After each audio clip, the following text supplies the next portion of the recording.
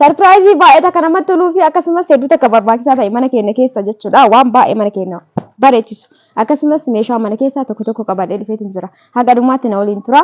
Tiraasii baay'ee kan namatti tolu yeroo takkatti jechuudha. Haala lamaan kan hojjetame garana yoo xuraa'e garana fayyadamta jechuudha hordoftoota kiyya.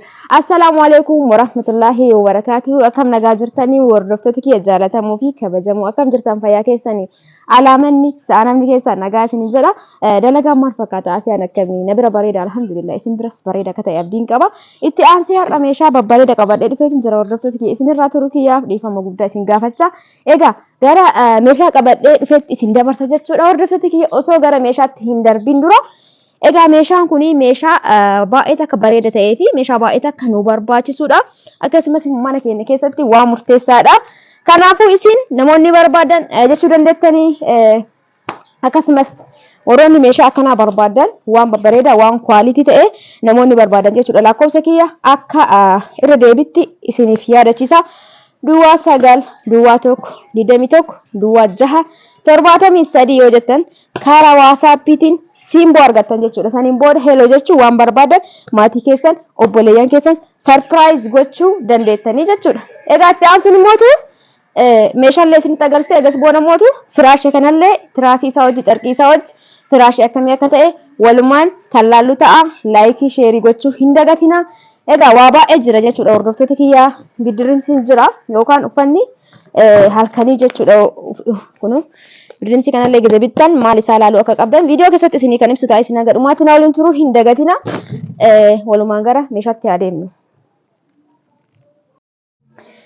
Egaa hordoftoota kiyyaa kallattiimaan gara meeshaatti yoo dabarru kunoo masoobni jira. Saafarraa isinii ka'a. Saafaa kana firee 2 qarshii 600 tajidduu tan immoo 350 biteessi jira. Tuni diqqooti tanarra diqqollee jirti. Hundaafuu akkasitti aansuun masoobii maashaallah tabaarakallaa masoobiin kun baay'ee akka bareedaa hedduu namatti tola. Wadhaan isaa gamalaan isaa wanti takka hunni hafeen jiru. Safeedillee naan jettee turte isin naan hin jenne garuu safeedillee itti dabalee fi jira baay'ee bareeddi waan taateef hedduu takka wadhaan isillee kan moofee miti. Egaa masoobiin kun wadha irratti hundaa'aa guddinaa fi dhiqqeen isaati irratti hundaa'a gatiin isaa jechuudha. Gamalaan kun immoo sufurama ta'ee kun addase godhu erbee fakkaata maashaallah tabaarakallaa baay'isee bareeda. Qarshii 2600 masoobichi safeediin 500 garuu safeediin agas mara nodhamne hojii barbaadan qarshii 350 illee jirti. Itti aansee maanqorqoraa kwaalitii isaa eeggatee fi hedduu takka namatti tolu furdaa akka ta'e jechuudha. Leetira 3 kuni kunoonni isitirra jira.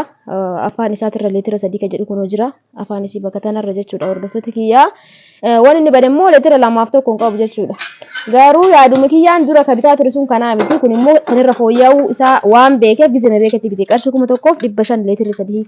Itti aansee cilfaan tun baay'ee takka bareedaa fi furdoo taate xarziitirraa ni beektanii. Garuu guurdaan qabdu diqqooma malee jechuudha. Isiin 300 kun immoo karuuzaa fi ta'u qarshii 150 sun immoo qarshii 250 jechuudha. Isiin lama nan jette garuu sadii nu biteetu jira.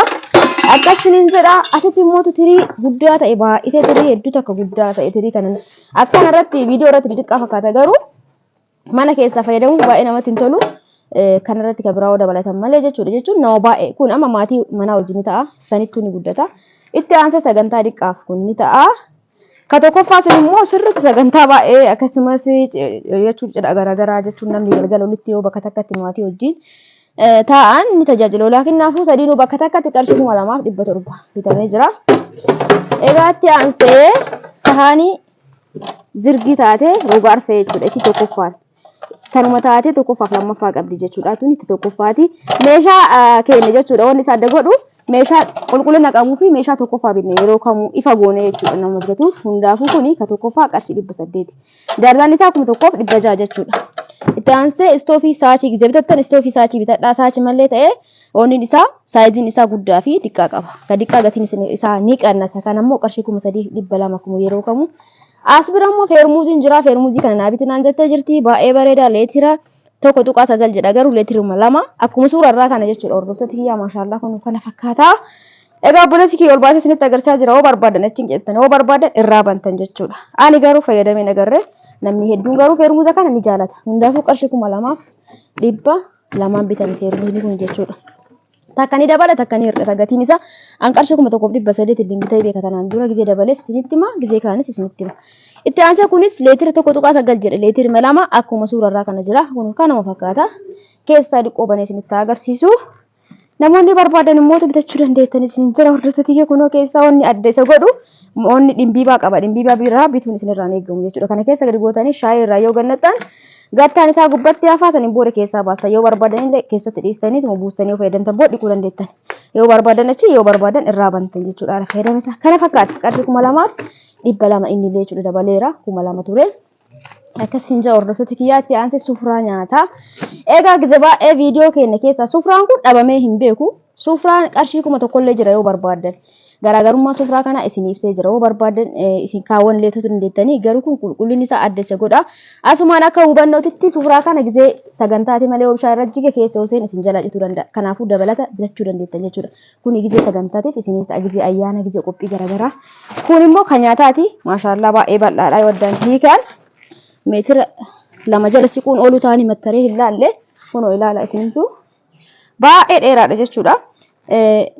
Gariin isaa garaan isaa kun kan dhiphatu jira. Kun immoo garaallee qaba qumatillee qaba jechuudha.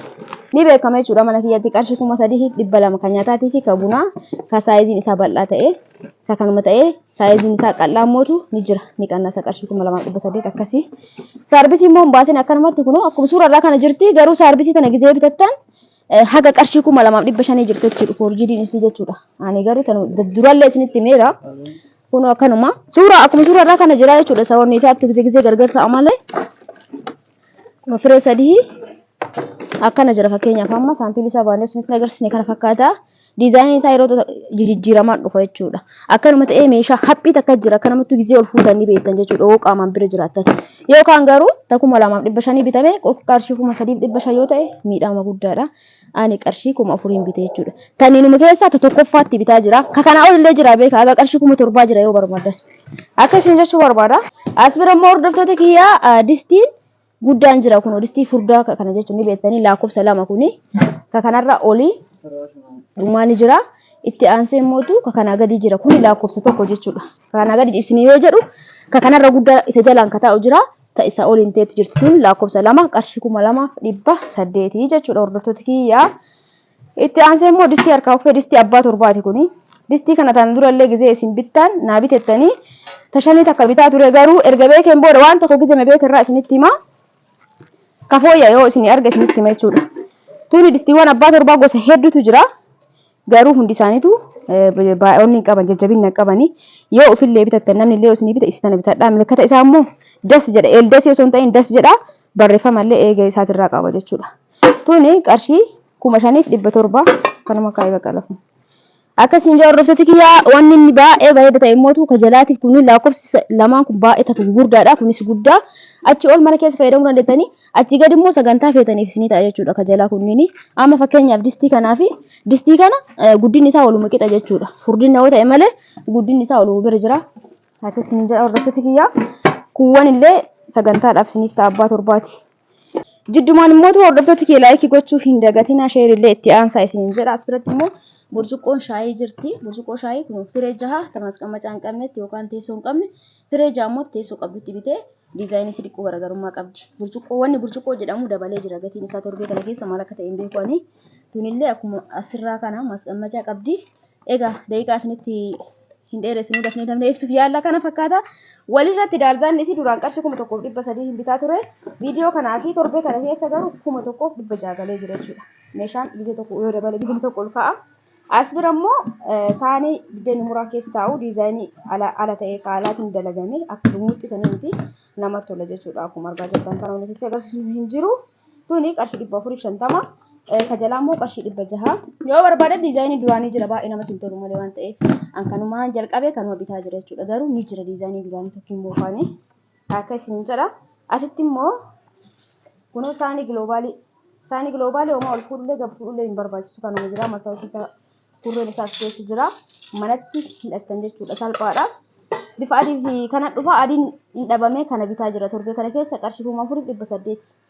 Saanii feermuuzii as bira jirti abbaa afuriiti akkuma argitan kana jirti bifti si namatti tolaa hin haqataa hin qabdu ni cabaa hin qabdu keessisi akkana garaan isii immoo kana fakkaata. qarshii 3,500 bitamti firii 4 jechuudha. As bira immoo distii kana akka namatti ol fuunee isinitti agarsiisa addaan hin babbaasnu irraan hin baasin bakka maaliif jennaan namoonni baay'een baasi jettan kun olaala qabannaa isaan sadiinitu kun as keessa jira manatti itti gootanii qabannaa isaa jechuudha. Kun akka namatti takka irraa fuudhees kaa isinitti agarsiisu osoo ajaa'ibaa kun agartanii akka namatti amma fakkeenyaaf kana garaa isaa irraa hubante laala akka distiin waliin xunneef akkanatti kwaalitii isaa eeggatee dhufaa jechuudha. Distiin kuni akka waliin rinneef jecha agartanii asirra kaayanii jala isaallee kun akka kurree rinne akkana irra kaayanii amma daradaru foon kana baasa deebi'ee akkasin ta'u tanallee baasii kurree tanallee irra moo fuudhee ilaallaa gadhuma dhuma isaallee ilaalaa agartanii amma distii tana fuudheen amma gizee meeshaan dhumate as keessoo gadi kaa'ee distii san hirridu jechuudha jalaan kaawwan ta'e. Egaa qarshii 7,500 bitaa jira tariitii ni qannasti. Amma immoo isin ajaa'ibu lammaffaan isii dhuftee jirti of eeggannoo godhaa hordoftan yoo hin beekne ni bittan jechuudha akka nama jira waan ta'eef wal fakkaata baay'inaan. Egaa firaashiiwwan dhumarra isinitti hima amma as biratti rakabooti isinitti hima. Namoonni baay'een rakabooti kana akkana walirratti meeqa isin jettan. Angaruu ifumaan ifatti akka itti bitatti isinitti hima jechuudha. Wanti rakabooti kana akkana bakka tokkotti ifidu tokkichuu hin jiru. Rakabootiin gizee dhufu saarbisii tanaa fi waan akka maandajaa tanaa fi tana wajjin dhufa. Suufraallee addumitti bitan isinillee addumitti bitan jechuudha. Hundaafuu suufraan qarshii 550 siniin immootu darzanni isii fireen 12 qarshii 1,200 bitatte rakabootiin qarshii 2,200 rakabootiin abbaa gadaa kun agas maraa miti. Garuu isin yoo feetattan bitachuu dandeettanii kuni waraqaa wayii irratti fakkii kaasanii istiikariin itti maxxansan malee muka irratti miti yeroo booda irraa fa'a durallee ibseera. Masaqabaan tun qarshii 300. Egaa waan meeshaa jedhame xumuree jirra. Amma kallattiimaan gara bidirinsiitti dabarra hordoftoota kiyya. Bidirinsiin kuni akkana bakka tokkotti hiinee jirra. Wanti adda isa godhu akka namatti illee agarsiisuu dandeenya garuu tokko diinee isinitti agarsiisa. Bidirinsiin kun gatiin isaa maal irratti hundaa'a? Kiiloo isaati irratti hundaa'a jechuudha. Kiiloo isaati irratti hundaa'a kan maalaa ta'e kiiloon isaa gargara. Kun kiiloo 12 tuqaa meeqa as biratti? Yeroo baay'ee bidirinsii kan argaan kiiloo 6 bita namni yeroo baay'ee. Garuu mootu gatiin isaa kiiloo isaati irratti hundaa'a jechuudha. Kunoo waan garaagarummaa fiddu garuu kiiloo 12 guddaan argina waan ta'eef isa guddaa fi isa qofa bitee fi gatii isaallee isinitti hima jechuudha hordoftoota kiyyaa. Bidirinsiin kun immoo onni isaatiif akkanatti yoo xuxxanii ilaaltan dabilii fi onni waan jedhamu qaba. Isaallee addaan baafachuun murteessaadha. Kun agartanii kun dabilii miti jechuudha tokkicha. Garuu ka dabilii sun gatiin isaa ni qannasa jechuudha hordoftoota kiyyaa. Akkanatti onnee keessatti addaan baafachuu hin dandeettan. Kaartoonii keessa yoo jiraatu hunduu akkanuma fakkaata. Garuu abbaa bitatu beeka jechuudha hundaafuu kunoo kana fakkaata suuraan isaa akkuma sirraa kana fakkaata. Kiiloo isaa murteessaan kiiloo isaati ofillee yoo bitattan kiiloo isaa laalladha. Egaa hordoftoota kiyyaa qallattii gatiin isaa meeqaan bittee kiiloo 12.80 kan jedhu kana jechuudha agartanii kiiloo 13 jechuun waamuma dhiqqoo hangate jechuudha 80 jechuun isin hundi beektanii kun qarshii 5,000 bitama. Inni kun immoo tuqaan sunuu gatii qabdi jechuudha isin galee. Kun 12.20 jechuudha. Kun qarshii 4,800 jechuudha. Ka kiiloo 5 kiiloo 6 akkasuma adada kiiloon gabbuun gatiin isaa gabbuwaadha. Kiiloo 6 akkasii sunniin qarshii 2,800 akkasii 2,500 gatiin isaa akkasii. Garuu kiiloo 6 isaa bakkanaatiin hin ta'u jechuudha. Garaagarummaan isaa kanuma yoo bitattan laallataa bitadha. Itti aansee achumaa minxaafii sana isinitti agarsiisu. Egaa minxaafii kunillee gizee bitamu meetira qaba jechuudha. Anama minxaafii 2 bitee fi adiimaa kanaa fi kaafame kana jechuudha. Kuni baay'ee guddaadha. Baay'ee tokko guddaadha jechuudha. Hordoftoota kiyyaa marameeti malee meetira 2-4 jedhan gizee gurguran. 2-4 jechuun baay'ee guddaadha. Qorqorroo eeggadhu harkisiisu. Kun hin maramee keessa kana fakkaata. Hundallee diiguu baannu bakki xiqqoo dhiphaa waan ta'eef kunoo maashaallah tabaarakallaa. Sirriitti jechuudha gizee bittan meeshaa gizee bitattan sirriitti ilaalaa. Takka meeshaa bareeda irraa oola takka immoo maallaqa keessan irraa ooluu dirqama jechuudha. Kanaafuu kuni meetira 2.2 jedhu garaan isaa kun meetira 2 dheerinni isaa meetira 4 jechuudha. Qarshii 7,500 kun. Egaa kaafni kana mootu kaafee kana fakkeenyaaf amma diimaa kana diimaa sana hojii maasii godhanii yaafatanii simata qaayinaa lama naan jedhee akka firaash hojii deemu firaashillee qalbillee kumaa dalagsise waan ta'eef diimaan kun fakkeenyaaf sana hojii ni deema jechuudha. Gizee kana garagalchitee haftu kan illee bituu dandeette. Yeroo mootu as garagalchitee firaasa kan as garagalchitee haftu kunoo kan hojii wal fakkaataa jechuudha. Kanaaf qaayinaa lamatti bitee kunoo isin argaa jirtan fakkeenyaaf kaafame kana xarzii isaallee kan itti goosee fasitti gidee dalagsiisu firaasha kana kan hojii minxaafii hojii adeemuu fi diimaan immoo kan jidduu sana hojii deemaa barbaadde immoo gizee biraa tireeni kanallee itti dabalachuu dandeetti. Uffata tiraasii kana gizee hojjechiistan qaayinaa garaagaraatiin hojjechiistanii jijjiirachuu dandeettanii. Tiraashis lama uffisee bakka waan hin qabneef fuuloo tokkotti achitti kunoo Kasadaffaa kun as jira. Kaarfaffaa immoo kun as jira. Xinuufis kun meeshaan isa illee kun. Kuno meeshaan isaa kana fakkaata jechuudha. Hordoftoota kiyyaa as biratti kun amma kun kan itti uffifamee fi qulqullina firaashiitiif isin jedhee gaaf kaan isinitti agarsiisee ture. Kan ammoo ofuma kiyyaa manatti itti akkana godhan jechuudha. Beekaatumaan akka wanni hin jenne yoo miicuu barbaadan kun baay'ee turan xuraa'u. Maaliif jennaan as gubbaan akkanatti hin keettan carqii biraa waan itti uffistanii jecha hoggallee turuu danda'u osoo hin miicamiin jechuudha. Maaliif ree akkanatti hin taa'u carqii itti uffistan waan ta'eef of eeggannoo firaashiitiif irratti dalagsiisee fi kan akkuma mana kiyyaatitti gaafa irraa baasuu barbaadan kirrii tana ofuma akkanatti irraa baasanii kana eegamee citan booda itti deebistanii kaatanii immoo kana itti hojjetan jechuudha. Baay'ee akka bareeda kanatti qulqullinaaf kan itti hojjetame kuni. Inni biraa immoo kun asii yoo isin eegalle firaashiin kun kana fakkaata. Foon isinitti agarsiisu akka hin jiru jechuudha. Hatta firaashiin isaatu baay'ee akka kwaalitiidha. Kanaafuu firaasha wanni guddaan firaashni namni baay'een na gaafatu firaashni kun kan Arabiyaa majlisii gizee hojjetan agartanii ka isaati jechuudha. Boondii jechuun malee firaashii booran kabee irraa bitan tokko yoo ta'e qarshii 1,800 qarshii 2,000 walitti dhufu gatiin isaallee faayidaan isaallee kana. Anaan fakkeenyaaf mana kiyyatti dalagsiise isa kana jechuudha. Gara waggaa 3 deema ammallee akkasuma jira jechuudha. Carqii isaa irraa jijjiirtan malee wanni inni gasiidhu takka hin jiru jechuudha. Kanaafuu baay'ee akka bareeda hojjechiifachuu dandeettanii firaashii 4 fi firaashii 12 dalagsiisee jedhama. Firaashii 4 fi firaashii 12. Firaashii kana mootu yoo barbaadan isin jechuudha. Shubbollee itti gootanii haala kanaan wanni ayinaa garaagaraatiin bakka tokkotti akka fakkeenyaaf amma kun ammoo xuraa'ee kan itti galchitanii fayyadamtaniin jecha ayinaa garaagaraa walitti godhee isin dalagsiisuu danda'a. Akka shubboosanii garuu carqiin kun kan shubboosan ta'uu hin danda'u jechuudha. Akka shubboosu yeroo irra darbeera yoo barbaadan garuu akka dabalataatti isallee isin dalagsiisuu dandeenya. Wanni guddaan isin beekuu qabdan meeshaan isaa kwaalitii ta'uu isaati jechuudha. Firaashichillee carqilleen akkasumas firaashichillee reefillee sitti agarsiisneerra wanni dabalataan isinitti agarsiisu hin jiru kana fakkaata.